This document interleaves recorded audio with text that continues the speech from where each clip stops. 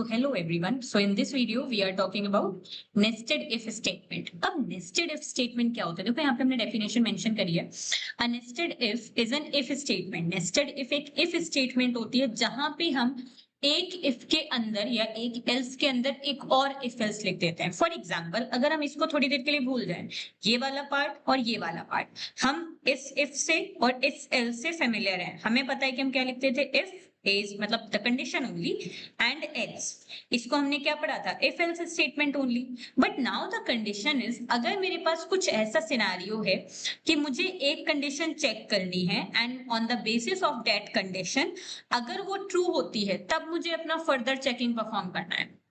Means जो मेरा inner वाला पार्ट होगा वो डिपेंड करेगा मेरे आउटर वाले पार्ट पे. तो जब भी ऐसा हो कि मुझे मल्टीपल कंडीशन चेक करनी है लेकिन वो मल्टीपल कंडीशन एक मेन कंडीशन पे बेस्ड हो जिसके बाद मुझे इन कंडीशंस पे आना है, उससे पहले मुझे इन कंडीशंस को नहीं देखना है, तब हम कौन सी स्टेटमेंट यूज करते हैं, नेस्टेड इफ स्टेटमेंट. उसके कुछ रूल्स हैं. Each nested block must be further intended. Nested means पहले क्या होता है अपने माइंड में रख लो.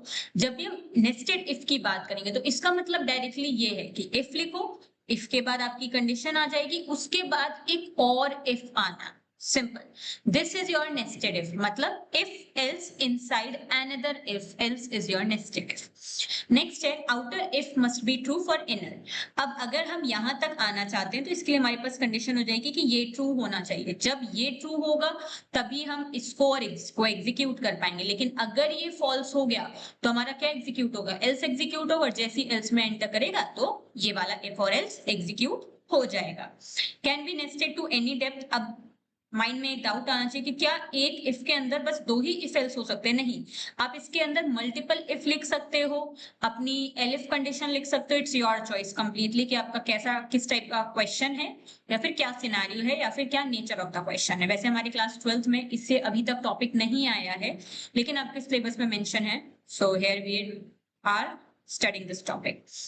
Each else matches the nearest unmatch. अब वो कह रहा है जो भी एल्स है वो अपने इफ से मैच करना चाहिए. जैसे कि देखो इसका इफ का एल्स ये है, इस वाले इफ का एल्स ये है, इस वाले इफ का एल्स ये है. तो हमें इंडेंटेशन माइंड में रखनी है. I hope it is clear. अब हम चलते हैं अपने इम्प्लीमेंटेशन की तरफ.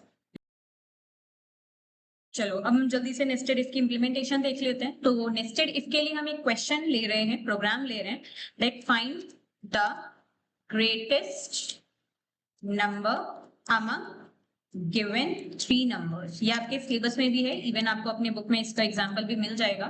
अब अगर हम अपने क्वेश्चन पे ध्यान दें, कितने नंबर में से हमें ग्रेटेस्ट फाइंड करना है, 3 नंबर्स में से. तो सबसे पहले हमें ये पता चल गया कि हमें कितने वेरिएबल्स बनाने की नीड है, 3 वेरिएबल्स. सेकंड थिंग, अब इसके लिए थोड़ा सा प्लान करो कि हम कंडीशन क्या रखें. मेरी कंडीशन क्या होगी, सबसे पहले मुझे 3 वेरिएबल बनाने पड़ेंगे, राइट. मान लो कि मैंने 3 वेरिएबल बना लिए, num1 num2 एंड num3. अब प्लान सोचना है, कंडीशन कैसे फ्रेम होंगी वो सोचना है. मान लो अगर मैंने कहा कि अगर मेरा num1 ग्रेटर देन num2 है, ठीक है, तो तभी तो सेंस, अगर मेरा num1 num2 से ग्रेटर है तभी तो सेंस बनेगा कि मैं num1 को num3 से कंपेयर करूं. करेक्ट. अगर मेरा num1 num2 से ग्रेटर है तभी तो सेंस बनेगा कि मैं num1 को num3 से ग्रेटर करूं.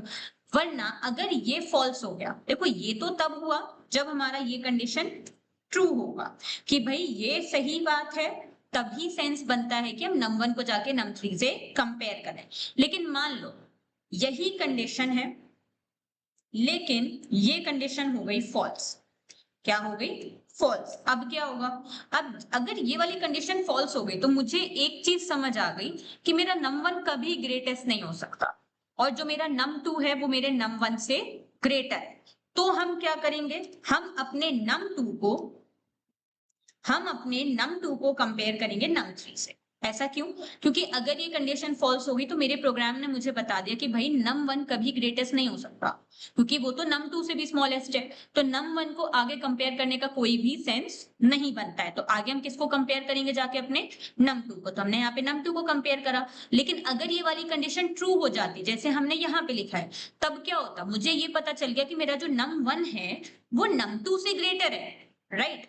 तो पॉसिबिलिटी है कि मेरा जो num1 है वो num3 से ग्रेटर है. लेकिन अगर ऐसा नहीं हुआ ये भी तो हो सकता है। अगर हमें ये चीज ने रिटर्न कर दिया फॉल्स, अगर ट्रू रिटर्न करेगा तो num1 will be the greatest, लेकिन अगर फॉल्स रिटर्न कर दिया तो कौन ग्रेटेस्ट हो जाएगा? num3, right. सिमिलरली ये मुझे ये बता देगा कि हाँ भाई अगर ये कंडीशन ट्रू हो गई तो आपका num2 will be the greatest, लेकिन अगर ये कंडीशन फॉल्स हो गई, हमें तो दोनों सिनेरियो देखने हैं, अगर ये कंडीशन फॉल्स हो गई तो कौन ग्रेटेस्ट हो जाएगा? मेरा num3 ग्रेटेस्ट हो जाएगा। Simple. I hope it is clear हम क्या करने वाले हैं। चलो अब जल्दी से इसके लिए प्रोग्राम लिख लेते हैं। मान लो अगर मैंने कहा कि मेरा num1 जो है वो num2 से ग्रेटर है, तभी सेंस बनता है कि हम चेक करें क्या मेरा num1 num3 से भी ग्रेटर है, और अगर ऐसा है तो प्रिंट करा दो आप, सॉरी, अगर ऐसा है तो प्रिंट करा दो आप that num1 is greatest, correct. लेकिन अगर ऐसा नहीं है तो वरना वाला केस, वरना में क्या हो जाएगा? अब देखो, माइंड चलाते जाना, num1 is greater than num2, ठीक है, अगर ये सही है तभी मेरा प्रोग्राम यहाँ पे आएगा, लेकिन जरूरी नहीं है ना कि ये वाली चीज ट्रू हो जाए, क्या पता मेरा num3 ग्रेटेस्ट हो, राइट।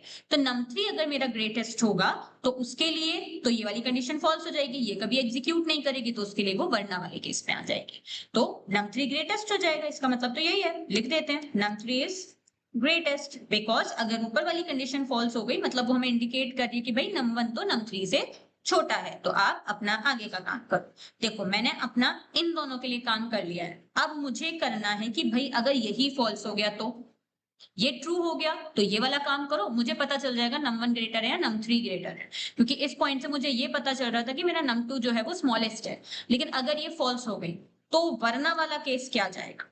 अब एक चीज बताओ, अगर ये वाली कंडीशन फॉल्स हो गई तो ये हमें ये बता देगा कि भाई num1 will be the smallest, ये num1 is smallest because num2 is greatest, तो num1 को अब फर्दर कंपेयर करने का कोई सेंस नहीं है। तो अब हम किसको कंपेयर करेंगे? अब हम देखेंगे क्या मेरा num2 num3 से ग्रेटेस्ट है, अगर है तो क्या करना है, सोचो सोचो, करेक्ट, तो हम प्रिंट करा देंगे that num2 is greatest.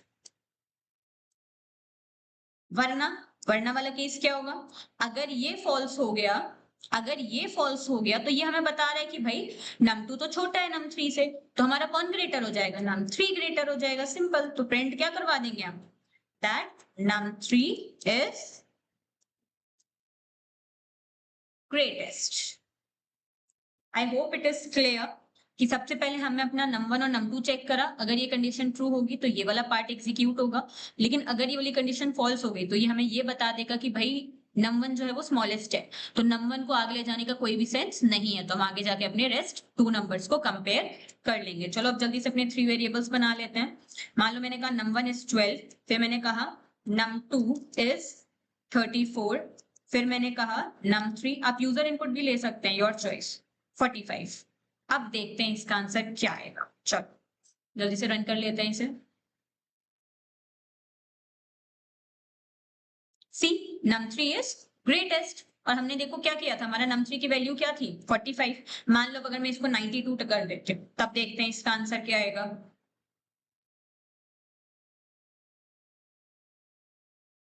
C, num1 is greatest. So this is how your nested if statement works. I hope it is clear. In next class हम लूपिंग स्टेटमेंट पढ़ रहे होंगे, तो अगर किसी को भी इस टॉपिक में या प्रीवियस टॉपिक जो भी तक हमने पढ़ लिए उसमें डाउट हो, please right it on comment section. And इसके बाद आफ्टर योर लूपिंग स्टेटमेंट हमारा चैप्टर 1 कंप्लीट हो जाएगा, उसके बाद आपको 1 शॉर्ट वीडियो मिलने लगेंगे फॉर ईच चैप्टर, क्योंकि अभी मेरा थोड़ा सा मोटिव ये था कि आपको थोड़ा सा बेसिक ज्यादा अच्छे से क्लियर हो जाए, ताकि हम आगे थोड़ा अच्छी पेस पे चल सकें, बिकॉज आगे का सिलेबस ये है इजी, लेकिन अगर हम ये नहीं जानते होंगे तो वो थोड़ा सा टिपिकल हमें लग सकता है। So thank you for watching.